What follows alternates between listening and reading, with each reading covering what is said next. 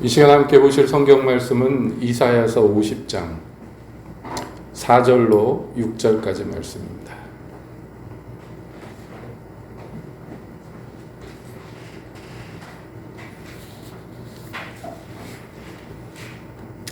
이사야서 50장 4절부터 함께 보겠습니다.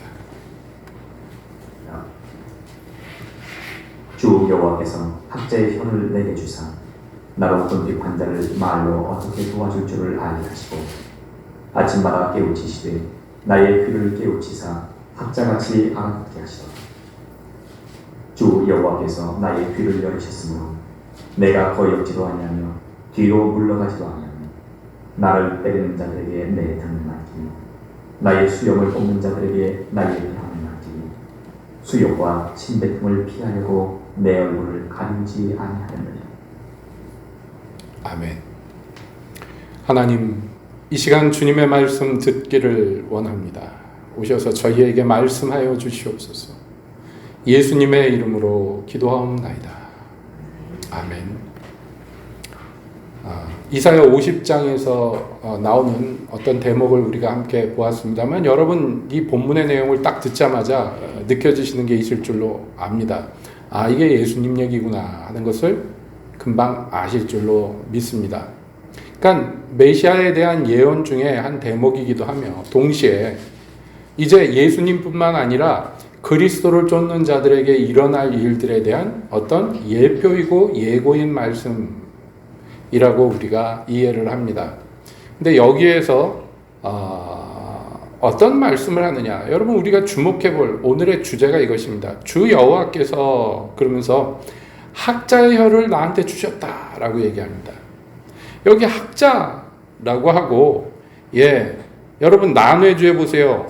학자 그래 놓고 난회주에 성경에 보면 뭐라고 돼 있습니까? 제자 이렇게 돼 있죠. 이게 무슨 얘기인가 하면 우리가 보통 학자라고 얘기하면 여러분 딱 떠오르는 게 어떤 것입니까? 공부 많이 한 사람, 그렇죠. 연구하는 사람, 그리고 잘 가르치는 사람, 이런 사람들을 우리가 보통 학자라고 그러잖아요. 근데 성경에서 이 학자라는 히브리어의 이 학자는 맨 처음에 의미가 뭐냐면 잘 배우는 사람이에요. 뭐라고요? 배우는 사람, 잘 배우는 사람. 그래가지고 난회주의 제자 이렇게 해놓은 거예요. 그러니까 학자에 뭐를 주셨어요? 혀를 주셨다라고 얘기합니다. 왜? 그러면 학자의 혀를 여호와께서 주셨을까요? 이유가 무엇일까요? 나로 공핍한 자를 말로 어떻게 도와줄 줄을 알게 하시려고 이거예요. 그러니까 내가 말을 해야 돼. 어떤 말을 해야 되기 때문에 하나님께서 나한테 혀를 주셨어요. 근데 그 혀가 어떤 혀예요? 유능한 혀예요. 왜냐하면 그 유능한 혀를 가지고 어떤 마음이 상하고 가난한 사람이 있는데 이 사람을 채워줘야 돼요. 이 혀로, 어떤 말로. 그러려면 내가 먼저 어떤 사람이어야 됩니까? 잘 배우는 사람. 그러니까 하나님한테 내가 잘 배우면 듣고 잘 배운 것 가지고 다른 사람들, 특히 이 공핍한 자를 말로 도와줄 수가 있다는 거예요. 그래서 주께서 나에게 뭘 주셨다고요? 학자의 혀를 주셨다. 자, 그리고 뒤에 이어서 뭐라고 말씀하냐면 아침마다 깨우치신다 그랬어요. 이 학자가 뭐 하는 사람이라고 그랬어요? 잘 배우는 사람이라고 그랬죠? 그러니까 하나님께서 뭔가를 깨우쳐 주시는데 매일매일 아침마다 이 어떤 것을 진리를 깨닫게 하십니다. 그래서 나의 귀를 깨우치신다 그랬어요. 나를 깨우치시되 뭘요? 나의 귀를 깨우치셔서 학자같이 알아듣게 하신다. 맨 처음에 학자의 혀 얘기했는데 지금 학자의 귀를 얘기합니다. 그러니까 이것이 세트예요. 왜냐하면 학자의 귀가 있어야지 잘 듣고 그것을 잘 깨닫고 배우는 것이며 그 배운 것을 소화해서 학자의 혀를 통해서 뭘 하는 거예요? 공핍한 자를 도와줄 수가 있는 거예요. 자, 이 어떤 일이 일어납니다. 어떤 사람 안에서 이 일이 하나님으로부터 일어납니다.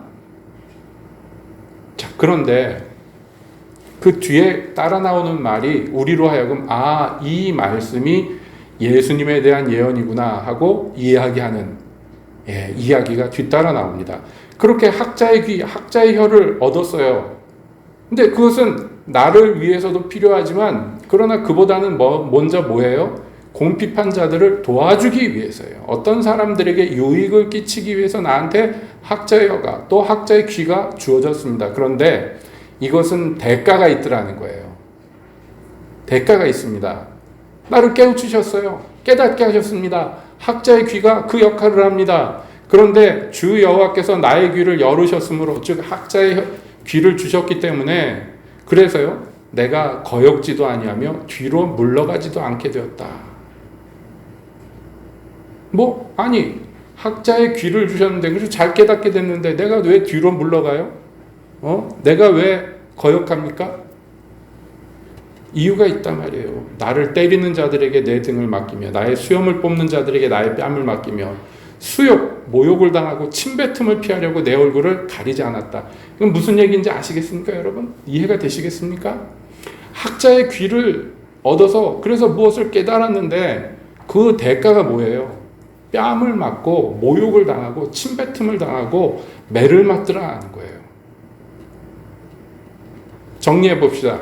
여러분, 학자의 귀와 학자의 혀가 주어진 것은, 다시 말씀드려요, 잘 배우고 듣고 그래서 그것으로 다른 사람들을 유익하게 하기 위해서, 그게 내게 주어졌는데 그 대가가 뭐라고요? 매를 맞고 모욕을 당하고 수염을 뽑히고 침뱉음을 당하더라는 거예요. 그런데 나는 그것을 피하거나 숨지 않았다. 그런 것을 보면서 이게 예수님에 대한 예언이구나 하는 것을 우리가 피부로 딱 와닿는 것입니다. 동시에 이것은요 모든 그리스도를 쫓는 자들에게 대한 어떤 예고다 했습니다. 왜 그런가 하면 우리 대한민국의 교회의 이 역사를 보면은 해방 이후에 많은 부침이 있었죠. 6.25 전쟁이 있었습니다. 전쟁통에 남한 다 박살이 났죠. 그리고 나서 이제 피난민들을 중심으로 해가지고 남한의 교회들이 세워지기 시작했습니다. 그 교회들이 세워지는데, 제가 아주 어렸을 때, 초등학교 1학년 때까지, 이 유치원 초등학교 1학년 때까지 다닌 교회가 두 군데가 있었어요. 첫 번째 교회는 영락교회였습니다. 왜냐하면 제가 살던 집에서 제일 가까운 교회가 영락교회였어요. 영락교회 근처에서 살았기 때문에 자연스럽게 영락교회를 다녔습니다. 유치원 때부터. 그러면서 또 한 교회를 동시에 다녔는데, 왜냐하면 대부분 절반 정도는 집에 있고 절반 정도는 할아버지 할머니랑 같이 살았기 때문에 할아버지 할머니가 다니시는 교회 저절로 따라간 거예요. 아기 때부터.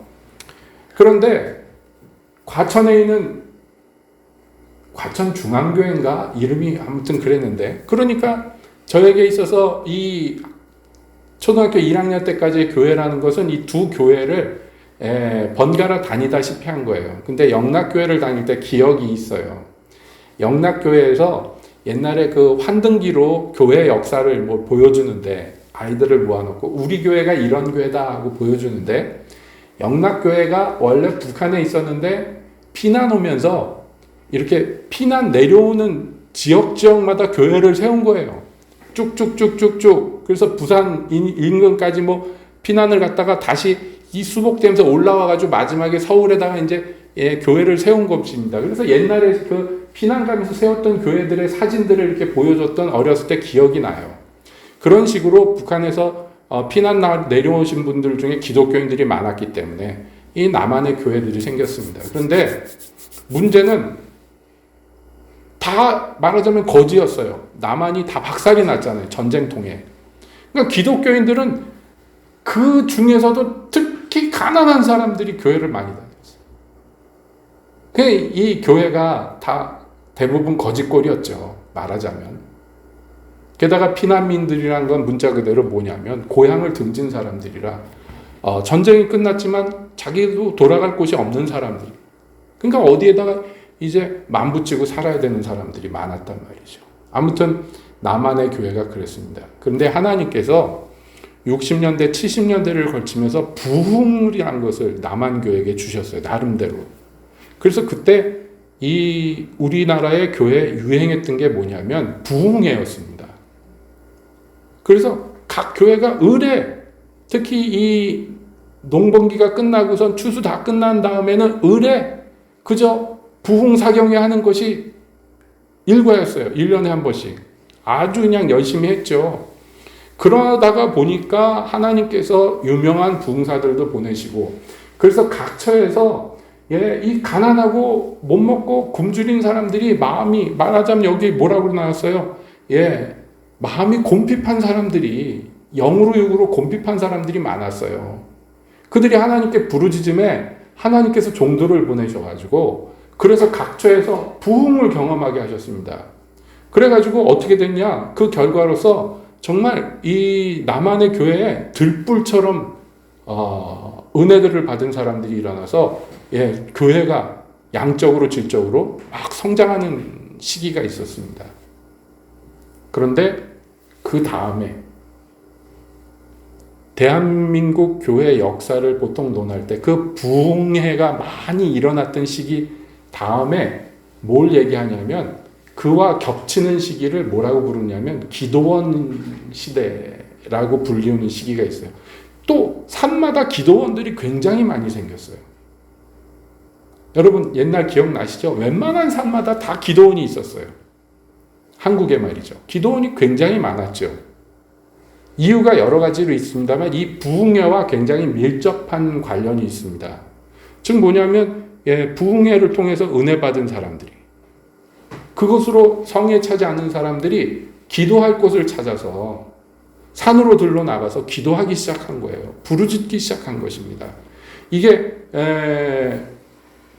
시기가 맞으면서 기도원들이 많이 생겼죠. 동시에 무슨 일이 있었는가 하면, 여러분 부흥회를 통해서 은혜를 경험한 사람들한테 은사가 나타나기 시작했어요.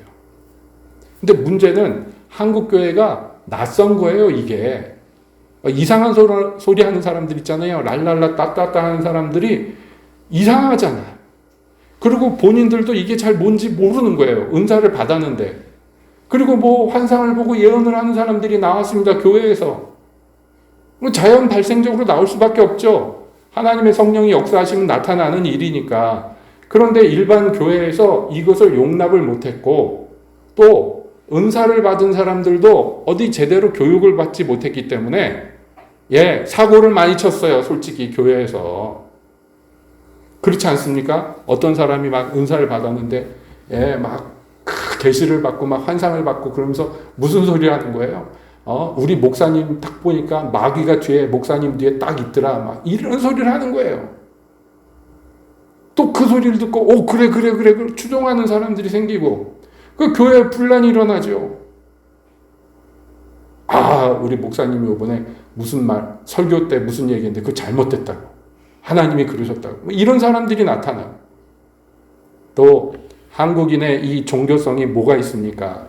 점치러 다니고 무당 쫓아다니던 오랜 경험들이 있기 때문에 그런 사람들 집에 또 모여가지고 335 모여가지고 계시받았다는 사람들한테 귀 기울이고 아멘 아멘 하고 그 사람이 시키는 대로 하고, 이런 사람들이 생겨나고, 이게 교회의 문제가 되었어요. 그러니까 결국엔 어떻게 되느냐, 교회에서 문제가 생겨서 교회가 문을 닫든지 이 사람들이 나가든지 둘 중에 하나가 되어버린 거죠. 그런 일들을 경험하면서 한국교회가 일종의 트라우마가 생겨서 누가 은사 받았다 그러면은 벌써 눈이 좋은 눈으로 보지를 않는 거예요. 그 쫓겨난 사람들이 어디에 가서 정착하겠습니까? 어느 교회도 안 받아주는데. 그러니까 산으로 올라가서 기도원을 차리는 거예요. 그런 경우가 많았단 말이에요. 기도원을 차리면 또 예언기도 받겠다고 사람들이 또 기도원으로 올라가잖아요. 그래서 예언기도 받으면 어떻게 합니까? 뭐라도 바쳐야지. 헌금이라도 바치고. 이런 걸로 이제 운영이 되고, 이런 시기가 있었단 말이에요. 그 흔적들이 지금도 조금 남아있는데 거의 없어졌죠, 이제는. 왜냐하면 곰핍한 사람이 그렇게 많지가 않은 것 같아요, 요즘에는. 잘 먹고 잘 살아가지고 그런지. 그래가지고 뭔가 은사 받고 은혜 받았다 하는 분들이 뭔가 사명감을 갖는 거예요. 내가 또 주를 섬겨서 뭔가 봉사를 해야 되겠다. 사명감을 갖는데 이걸 사명감을 가지고 뭘 어떻게 해야 될지 모르는 거예요.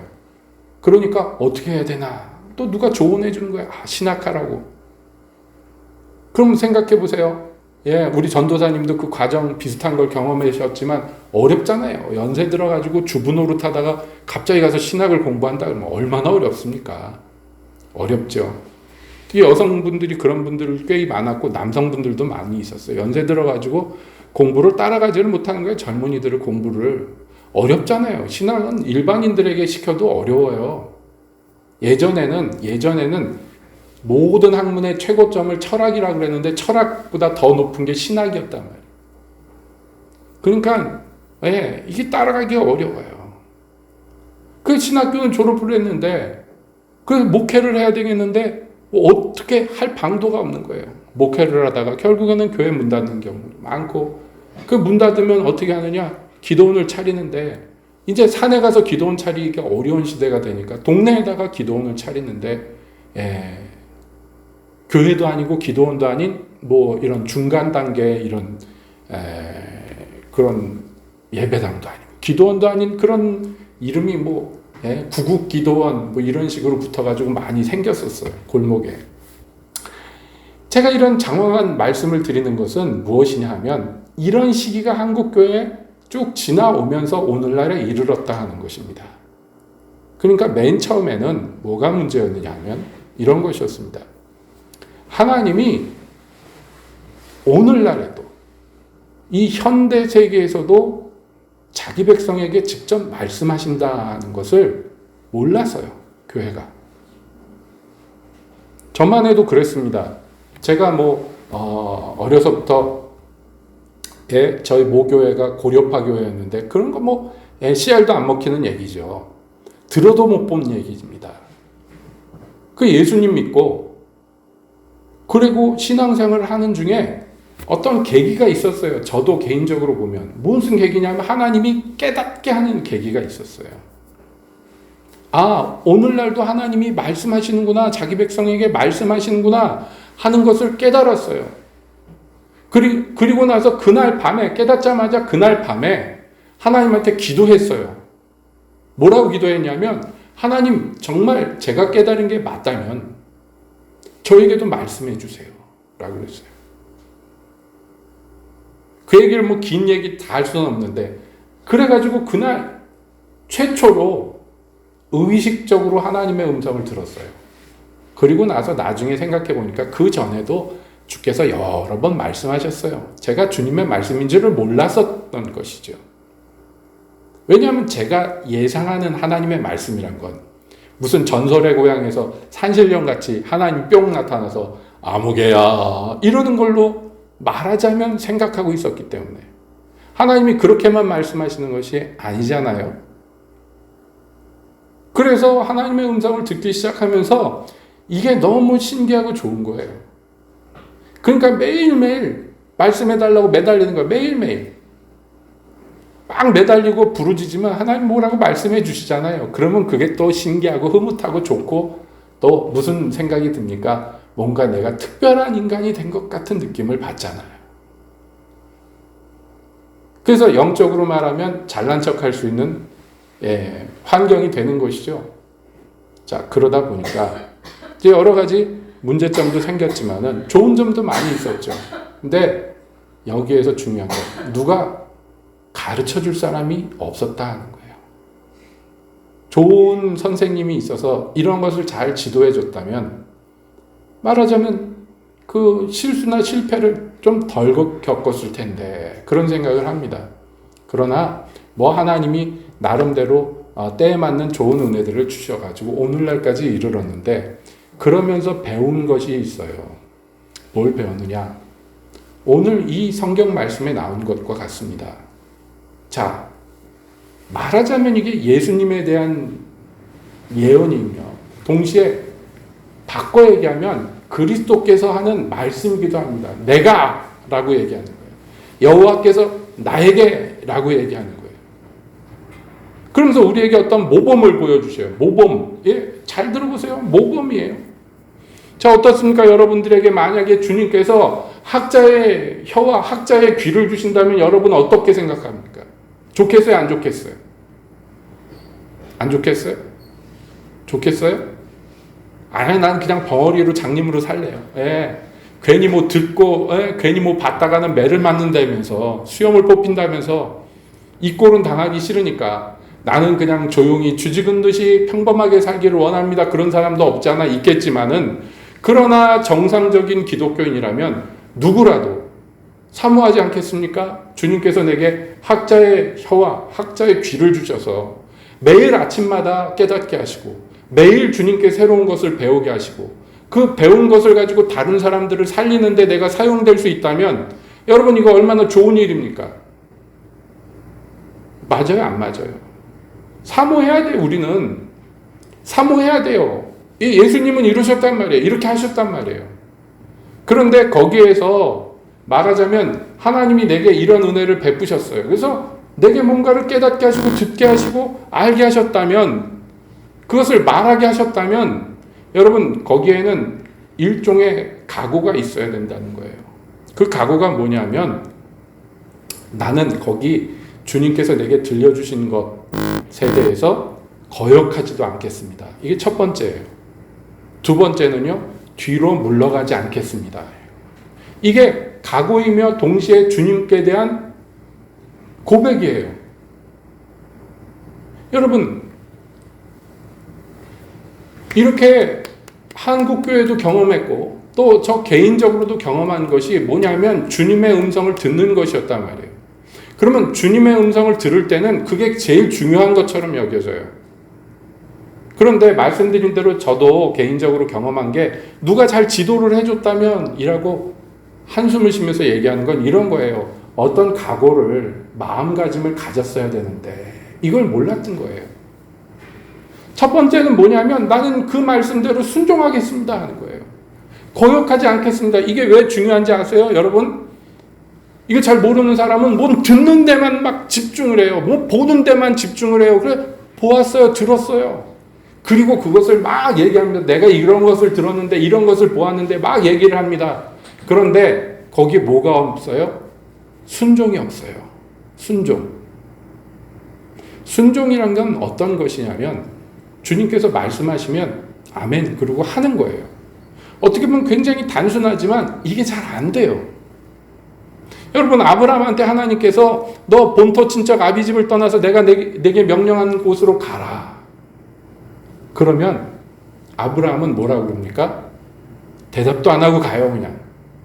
여러분 이게 굉장히 정상적인 믿음의 역사입니다. 그런데 일반적으로 사람들은 이것을 잘 못해요. 그렇기 때문에 아브라함이 복을 받는 거예요. 일반적으로는 이 복을 잘 못 받아요. 아브라함과 같은 믿음을 가져야지만 이 복을 받을 수가 있는데 이 믿음은 어떤 믿음입니까? 여러분 순종하는 것이 기본적으로 전제되어 있는 믿음이라. 이게 어려워요.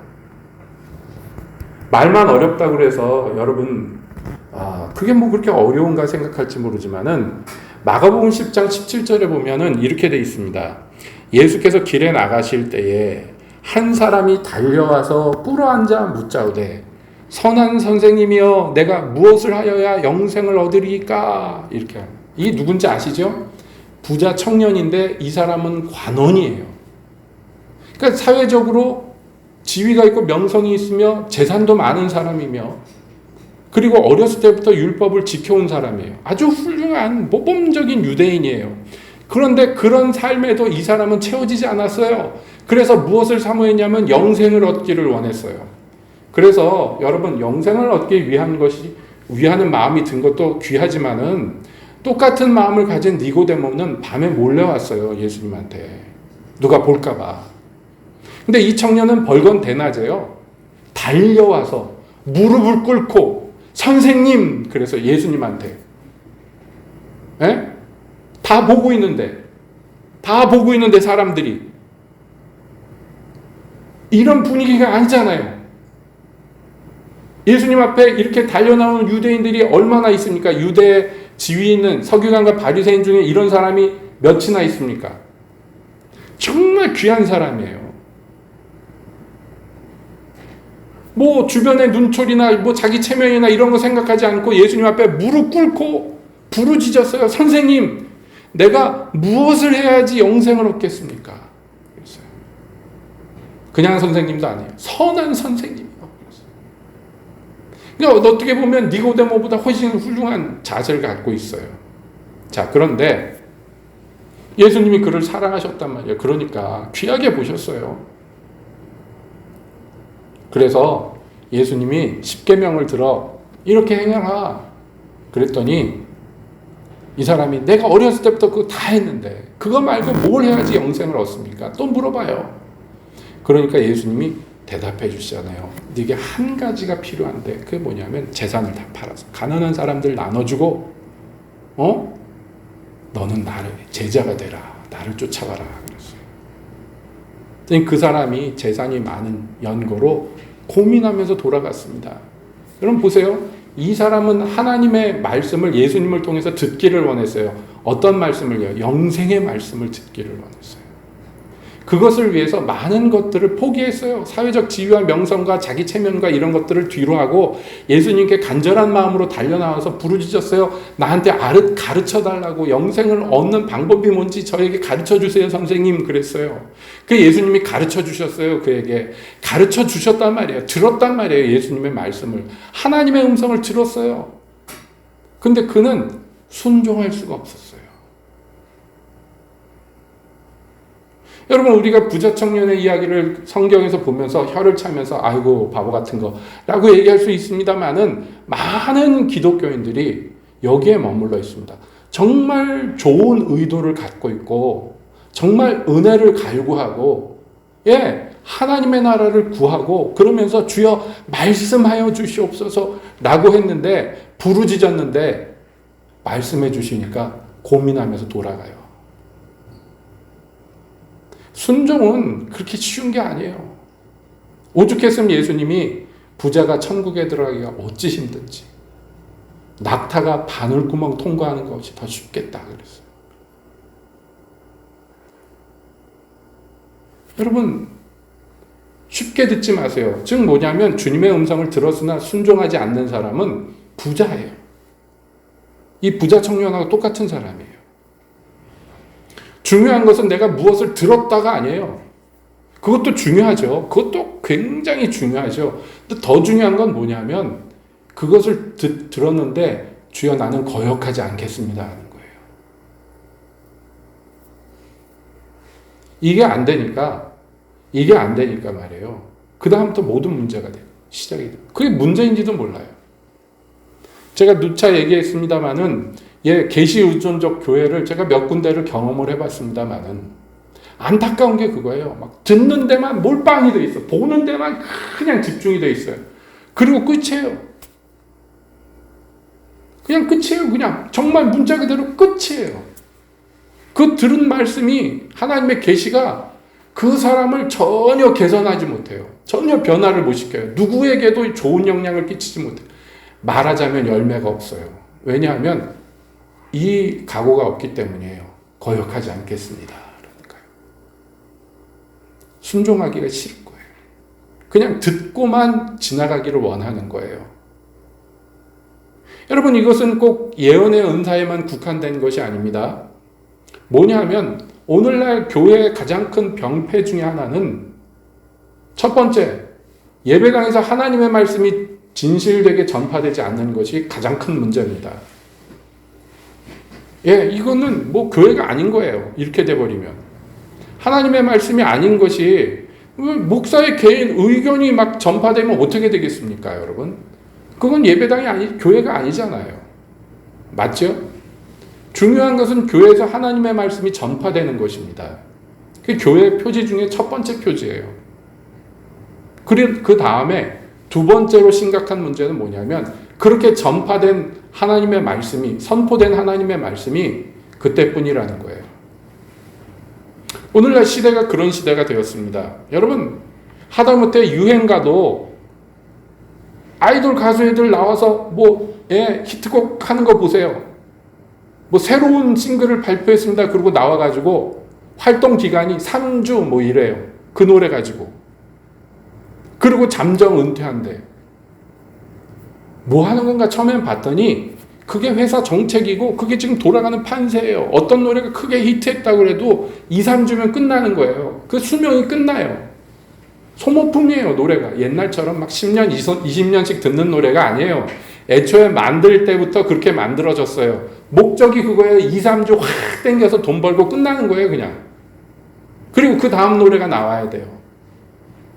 그 한 달 활동하고 나서 그 다음 곡 만들고 뮤직비디오 찍고 안무 새로 연습하고 그래가지고 한 몇 달 있다가 또 나와요. 새 노래 들고 한두 곡 들고 나와요. 그러니까 옛날처럼 막 레코드판 하나에 10몇 곡씩 들어있고 이런 거 안 나오잖아요, 이제는. 그냥 원으로 그냥 한두 곡 나오잖아요. 이게 지금 문화예요. 어떤 새로운 게 나와도 금세 소모되고 지나가 버려요. 그런데 하나님의 말씀은 그러면 안 되잖아요. 근데 하나님의 말씀이 듣기 좋고 아주 뿅가게 하는 그렇고 하는 어떤 것으로 작동을 해가지고 그래서 그게 뭔가 내 마음속에 뭔가 울림을 주고 그게 은혜가 됐다고 생각하고 은혜가 될 수도 있어요. 그런데 문제는 예배당 나가면서 끝나요. 그게 효력이. 본인도 기대를 하지 않아요. 스스로에게. 그냥 앉아있을 때 그때 내 마음을 만족시키면 그것으로 좋게요. 극장 가서 영화 보는 거랑 다를 바가 없어요. 하나님의 말씀은 그렇게 받는 것이 아니에요. 여러분, 하나님의 말씀을 들었을 때는 첫 번째 뭘 해야 된다고요? 나는 거역하지 않겠습니다. 그게 예수님이 우리에게 보여주신 거룩한 본입니다. 그렇지 않다면 밤낮 들어야 무슨 소용이 있겠냐 말이에요. 여러분, 예레미야가 말이에요. 바벨론에게 항복해야 된다고 자꾸 그런 소리를 하니까 사람들이 화가 나서 신하들이 화가 나서 시드기야 왕한테 저는 뭐 예레미야 때문에 백성들의 사기가 떨어지고 난리가 났다고. 바벨론 군대는 와가지고 우리를 에워싸고 있는데 저놈 저 말하는 거 보라고. 임금님 저거 가만 놔두면 안 된다고. 그랬더니 시드기야 왕이 니들 맘대로 해라. 그래 내어줬어요, 예레미야를. 그랬더니 예레미야를 잡아다가 아시죠? 물 없는 우물에다가 던져버렸어요. 진흙탕에다가. 그거 죽으란 거 아니에요, 거기서. 자기 똥오줌 그 안에서 죽는 거예요. 굶어 죽는 거예요. 가장 끔찍하게 죽는 거죠. 그때 몇몇 사람들이 가서 임금한테 사정합니다. 그러면 안 된다고. 선지자한테 그러면 안 된다고. 그러니까 또 이놈의 신뜨기야가 그래 그러면 니들이 가서 구해줘라 그래가지고 헌옷까지 갖고 들어가가지고 그거 이 겨드랑이에다 껴서 묶으라고 우리가 줄을 당겨주겠다고 그래가지고 거기 구덩이에서 끄집어 올려요. 간신히 살았어요, 예레미야가. 근데 밤에 시드기야 왕이 몰래 부릅니다, 예레미야를. 아무도 몰래 불러요. 그래서 뭐라고 그러냐면 하나님이 네게 무슨 말을 했든지 나에게 전해다오. 왜냐하면 이제 죽게 생겼잖아요. 시드기야 왕이. 바벨론 군대가 포위하고 있고 이제 곧 이 성이 박살나고 자기는 잡혀 죽을 판이잖아요. 그러니까 죽으라고 내줄 때는 언제고 밤에 사람들 볼까봐 무서워서 몰래 예레미야를 불러다가 하나님이 뭐라고 그러셨는지 나한테 정직하게 말해달라. 여러분, 그게 무슨 소용이냐 말이에요. 예레미야가 이렇게 얘기합니다. 예레미야 38장 15절에서 예레미야가 시드기야에게 이르되 내가 이 일을 왕에게 아시게 하여도 왕이 결코 나를 죽이지 아니하시려니까 가령 내가 왕을 권한다 할지라도 왕이 듣지 아니하시리이다. 이 말이 맞아요. 얘기해봐야 무슨 소용이 있냐는 거예요. 왕에게 내가 얘기해봐야 왕이 나를 죽이려고 할 거 아니냐고. 어차피 왕에게 얘기해도 왕은 듣지 않을 거라는 거예요. 근데 아니라고. 내가 결단코 너를 죽이지 않으리니 말하라. 그래가지고 예레미야가 하나님의 말씀 전해주죠. 뭐 처음 듣는 얘기예요? 맨날 하던 얘기지. 왕은 바벨론 왕에게 항복하시면 그가 왕을 살려주실 것이고 왕의 가족들도 살려주실 것이고 이 성도 무사할 거라고. 그 만약에 왕이 항복하지 않으면 이 성은 다 불탈 것이며 왕과 왕의 가족들 다 죽을 거라고. 여러분, 시드기야가 예레미야 말을 들어야 안 들어요? 안 듣잖아요. 하나님의 말씀은 그저 찝찝하니까 보험으로 듣는 그런 게 아니에요. 하나님의 말씀을 들었을 때는 뭐가 요구되는 것입니까? 순종하는 게 요구되는 거예요. 순종. 들었어요? 그러면 순종하는 거예요. 내가 거역하지 않겠습니다. 여러분, 이것이 모든 그리스도인들이 본받아야 될 거룩한 예수님의 본이에요.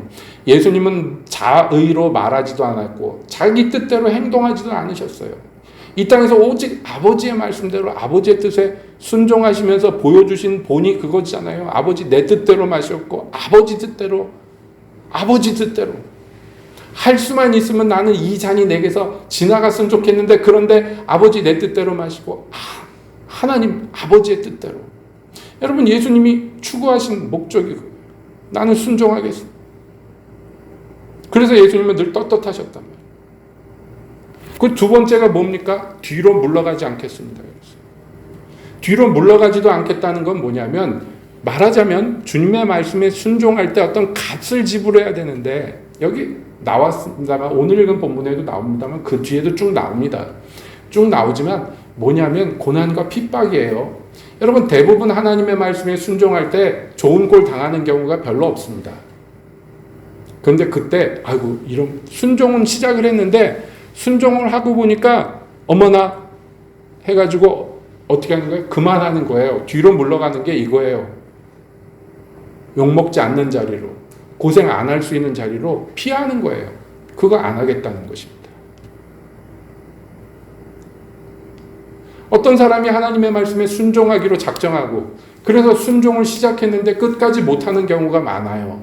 순종하겠다는 것도 참 귀한 거죠. 어떻게 보면 그 마음도 귀하죠. 그러나 순종을 했으면 언제까지 해야 되냐면 끝까지 해야 돼요. 그게 어려워요. 쉽지가 않아요. 왜냐하면 좋은 꼴을 못 본단 말이에요. 대부분. 그러니까 나는 하나님이 하라는 대로 했는데 왜 이러지? 왜 이러지? 그러면서 어떻게 한다고요? 거기에서 피한단 말이에요. 물러간단 말이에요. 여기 하나님 말씀에 뭐라고요? 나는 거역하지도 아니하겠으며 뒤로 물러가지도 않겠습니다. 여러분 이게 우리가 주님에게 은혜를 받아서 깨닫는 귀를 주님이 주셨을 때에 그래서 주님의 말씀을 알아듣고 주의 뜻을 헤아려 알게 되었을 때 우리가 가져야 되는 자세가 바로 이와 같습니다. 제가 처음에 의식적으로 주님께 말씀해달라고 그래서 처음 들었던 말씀이 뭐였느냐면 내가 내일 내 눈에 보기 좋은 것, 내 마음으로 사랑하는 것을 취하여 가리니 너는 슬퍼하지도 말고 울지도 마라. 에스겔 선지자에게 하셨던 말씀을 저한테 하셨어요. 그게 제가 의식적으로 처음 들은 주님의 음성이었어요. 밤에 잠 하나도 못 잤어요. 무서워서. 씨름했어요. 안 된다고. 뭔지는 모르지만 그 내게서 가져가면 안 된다고. 주님, 제발 봐달라고. 씨름을 했는데 밤새 씨름을 했었어요. 그러다가 누가 이기겠습니까, 여러분? 하나님하고 씨름하면 하나님이 이기죠. 내가 이기면 안 됩니다. 거역하거나 뒤로 물러가는 게 내가 이기는 거고 그 말씀대로 되어지이다 하는 것이 주님이 이기는 거예요. 참 감사하게도 제가 나이도 어렸는데 어떻게 된 건지 모르겠어요. 제가 의도해서 그런 것은 아니지만은 밤새 골방에서 안 된다고 씨름하다가 나중에 주의 뜻대로 되어지이다. 그러고 마쳤어요. 뭔지는 몰라요. 그 다음 날이 됐어요. 그 다음 날이 됐는데 제가 장날 나가가지고 제 돈 주고 사왔던 새끼 고양이가 죽어 있더라고요. 그 외롭고 고독했던 시절 산속에서 살면서 아주 마음에 얼마나 위로가 됐는지 몰라요. 이름도 붙여주고 밥도 먹이고 돌보면서 사랑했던 저희 아내는 알 거예요. 제가 고양이 얼마나 좋아하는 사람인지. 죽어서 딱딱하게 굳어 있더라고요. 그 밤에. 가슴이 아팠지만 주님의 말씀에 순종해야 되겠다 하는 어린 마음에 그 생각이 있어서 슬퍼하지도 않고 눈물 흘리지도 않고 담담하게 땅을 파고 묻었는데 그때 함께 살던 사모님이 저를 이상하다든지 쳐다보면서 물어봤어요. 수영 형제가 굉장히 슬퍼할 줄 알았는데 슬퍼하지 않더라. 이상하다고 물어보셨어요. 그래서 어제 주님이 저에게 슬퍼하지도 말고 울지도 말라고 그러셨다고. 그랬더니 더 이상하게 쳐다보더라. 고양이를 묻고 주님의 뜻에 순종하는 것이 이렇게 힘들고 어렵구나. 주님의 음성을 듣는다는 게 사실을 알고 보면 무서운 얘기구나. 그러고 나서 주여, 제가 주님의 말씀에 순종하겠나이다. 그랬는데 마음에 그게 성령의 감동인지 그때는 몰랐죠. 마음에 무슨 느낌이라고 해야 될까? 무슨 음성이라고 해야 될까? 이게 끝이 아니다. 아직 남아있다. 그런 마음이 드는 거예요. 더 슬픈 거예요, 속으로. 이것도 괴로운데 이게 끝이 아니라니요. 그래서 뭐가 또 남았을까 고민하고 있었는데 아니나 다를까 슬픈 소식이 들려왔습니다. 그 외롭고 고독했던 제 청춘의 한 시절에 마음의 위로가 되고 그렇게 의지가 되었던 서울에 남겨놓고 왔던 제 여자친구가 변심을 합니다.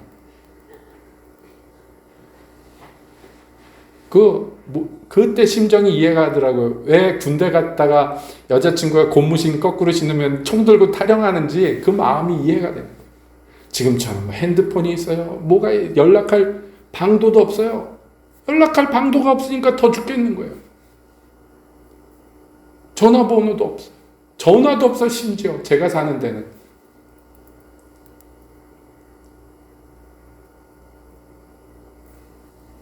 그러면서 주님이 이런 일을 위해서 나를 준비시키느라고 말씀하셨구나. 나를 괴롭게 하려고 하신 말씀이 아니었구나.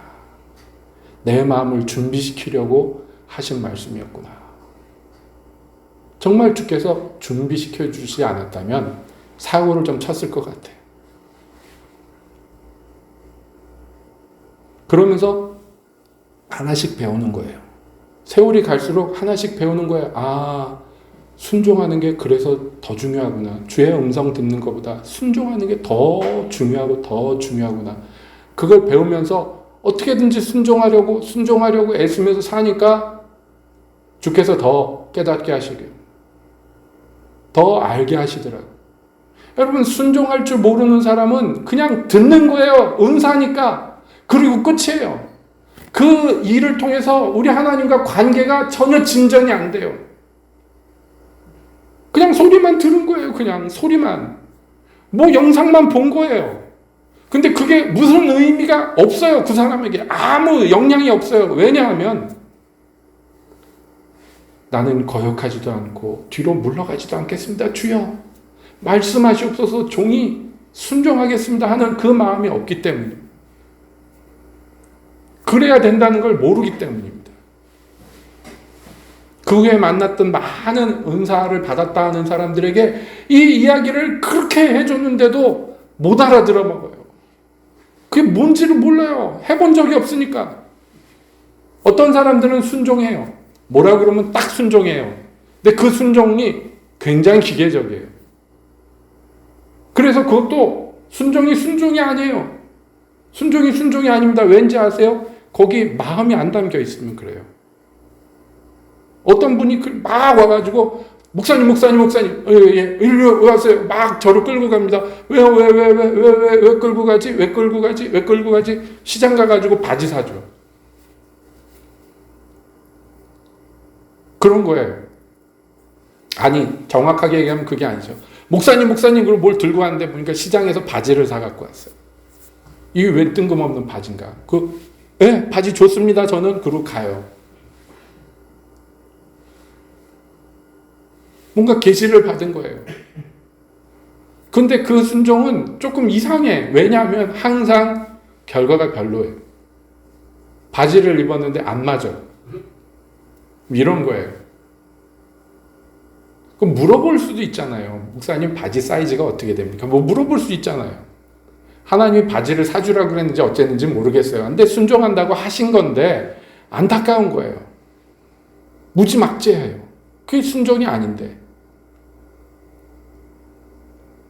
그리고 아무 결실이 없어요. 나는 복종했으니까 땡! 그리고 끝이에요. 시키는 대로 하는데 시키는 대로만 해요. 이상하죠, 표현이? 왜냐하면 그게 종의 마음이거든요. 종의 마음. 종의 마음으로는 아들의 열매를 맺을 수가 없어요.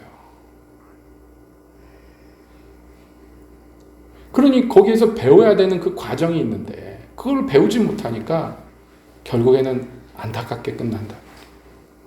여러분, 이 5장에 50장의 마지막에 뭐라고 말씀을 하느냐? 이렇게 됐습니다. 10절에 보면 너희 중에 여호와를 경외하며 그 종의 목소리를 청종하는 자가 누구뇨? 흑암 중에 행하여 빛이 없는 자라도 여호와의 이름을 의뢰하며 자기 하나님을 의지할지어다. 여러분, 이게 결론이에요. 누가 하나님의 말씀을 들을 것이냐, 거기에 순종할 것이냐, 이게 청종이에요. 경외하며 청종하는 거예요. 경외하며 청종하면 흑암 중에도 빛이 없는 자라도 내가 빛을 비춰주겠다라고 얘기하지 않아요. 성경은 뭐라고 얘기합니까? 흑암 중에 행하여 빛이 없는 자라도 여호와를 의뢰하며 자기 하나님을 의지하라 그래요. 무슨 차이인지 아시겠습니까? 내가 흑암 중에 있는 너에게 빛을 비춰주겠다 이러지 않고 여기에서는 그럴지라도 너는 여호와를 의지해라 그래요. 여러분, 이 무슨 뉘앙스인지 아시겠습니까? 잘 모르시겠다고요? 그 다음 절을 보세요. 불을 피우고 횃불을 둘러핀 자여 너희가 다 너희 불꽃 가운데로 들어가며 너희가 피운 횃불 가운데로 들어가라. 너희가 내 손에서 얻을 것이 이것이다. 너희가 슬픔 중에 자빠져 죽을 것이다. 제가 조금 의역했어요. 무슨 얘기냐면 앞에서 하나님을 경외하고 그의 말씀을 청종하는 자는 흑암 중에 행할지라도 여호와를 의지하고 행해라 하는 거예요. 깜깜한데요. 어떻게 해야 될지 모르는데요. 그러니까 주님의 말씀만 붙잡고 가라는 거예요. 그런데 반면에 어떤 다른 부류의 사람들이 있는데 이 사람들은 뭐냐면 횃불을 들었을 뿐만 아니라 이거 갖고 모자란다고 불을 막 잔뜩 피워놨어요. 왜요? 흑암이니까. 깜깜하니까. 뭘 어떻게 해야 될지 모르고 어디를 가야 될지 모르고 불안하고 두렵고 초조하니까 자기 손으로 막 불을 폈는데 그 결과가 뭐냐면 그 불 안에 네가 들어가서 타 죽을 것이다. 나에게 얻을 것은 이거밖에 없다는 거예요. 왜냐하면 그는 하나님의 말씀을 의지하는 대신에 제 손에 핀 불을 의지했기 때문에. 그 극명하게 차이가 나죠.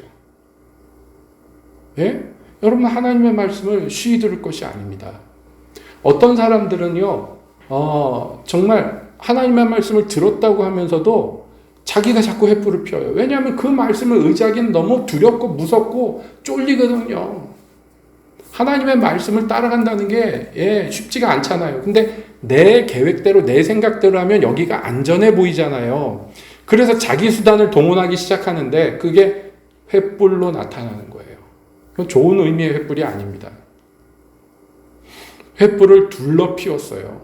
하나, 두 개 갖고 안 되는 거예요. 많이 피웠어요. 왜냐하면 깜깜하니까, 무서우니까, 어디로 가야 될지, 뭘 해야 될지 모르니까. 여러분, 어떤 심정인지 아시겠죠? 예, 할 수 있는 걸 다 저지르는 거예요. 그래서 몇 번이나 말씀드렸는데 맨날 아침마다 계시를 받고 막 그것을 정리해가지고 신문처럼 만들어내는 그 교회에서 그 일이 끝나자마자 그 다음부터 뭘 하냐면 여기서 돈 빌리고 저기서 돈 끄고 여기서 사람 외상지고 저기다가 막 사기 쳐가지고 죄송합니다. 거짓말로 막 돈 땡겨오고. 왜 그러냐고. 밤새 기도하고 아침에 하나님의 말씀을 받았다고 아멘 할렐루야 그래놓고 그 다음에는 전부 자기 수단만 사용해. 그러지 말라고 좀. 그만하라고 그러면 더 성질을 부려요. 차 목사님은 모르니까 그런 소리를 한다고. 이거 안 하면 당장에 교회가 문 닫게 생겼는데 그럽니다. 성질을 부리면서. 아니 뭐하러 밤새 기도하냔 말이에요. 어차피 자기 수단을 쓸 건데. 어차피 아는 사람들한테 아침마다 전화 돌려가지고 오늘 급한데 얼마만 좀 쓰자고. 내가 금방 갚아주겠다고. 빚만 늘어나요. 빚만 늘어나요. 참 안타깝더라. 여러분, 우리가 의도가 선하고 좋은 마음을 갖고 있다 할지라도 저 부자 청년처럼 그거 갖고 안 돼요. 그래서 주님이 말씀하는 거예요. 하나님이 순종보다 제사를 더 기뻐하시겠냐고.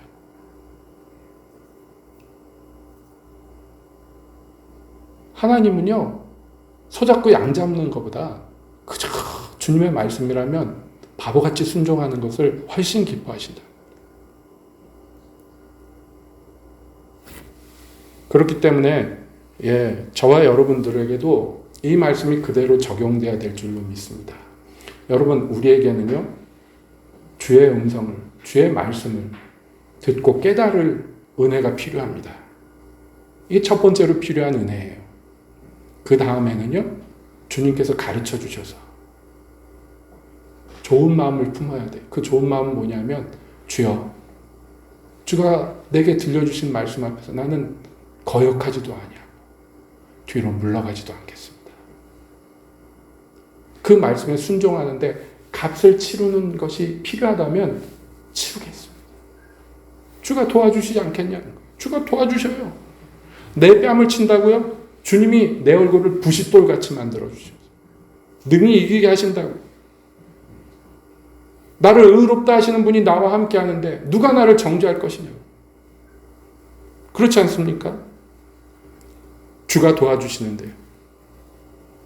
그러므로 여러분이 만약에 흑암 중에, 깜깜한 중에 어디로 행해야 될지 모른다 할지라도 거기에서 주님을 의지하십시오. 그것을 훈련합시다. 엉덩이에 불 붙어서 막 어쩔 줄 몰라서 횃불을 펴대지 말고 그 불이 결국엔 자기 몸을 사르게 될 거란 말이에요. 우리에게 주님이 기대하시는 바는 그 세밀한 음성도 잘 알아듣고, 그래서 주님이 말씀하기도 전에 아멘하고 순종하는, 여러분, 그 마음이 필요해요. 예수님이 삭개오에게 하신 말씀이라고는 하나밖에 없었어요. 삭개오야, 이리 내려와라. 내가 오늘 너희 집에 유하여야 되겠다. 예수님이 뭐 명령하셨어요? 거기서 뽕나무에서 내려오라는 얘기밖에 안 하셨어요. 오늘 당신 집에 유하여야 되겠다는 말밖에 안 하셨어요. 그럼에도 불구하고 삭개오는 명령을 들었던 부자 청년보다도 훨씬 기쁨으로 내 재산 반을 팔아 가난한 사람들 나눠주고, 내가 누구의 것을 억지로 뺏은 거 있으면 4배로 갚아주겠나이다. 예수님이 기뻐서 말씀하셨어요. 이 사람도 아브라함의 자손이로다. 오늘 이 집에 구원이 임하였다. 인자에 온 것은 잃어버린 양을 찾으러 온 것이다. 우리의 반응이 이와 같아야 됩니다. 시키는 것만 딱딱하는 것도 중요하지만은 시키지 않아도 기쁨으로 순종하고 복종하는 것, 이것을 제사보다도 예배보다도 그 어떤 것보다도 우리 주께서 기뻐 받으시는 예물인 줄로 압니다. 오늘날 우리에게 이러한 열매가 더 풍성히, 더 온전히 맺혀지기를 주님의 이름으로 간절히 소원합니다. 기도하겠습니다.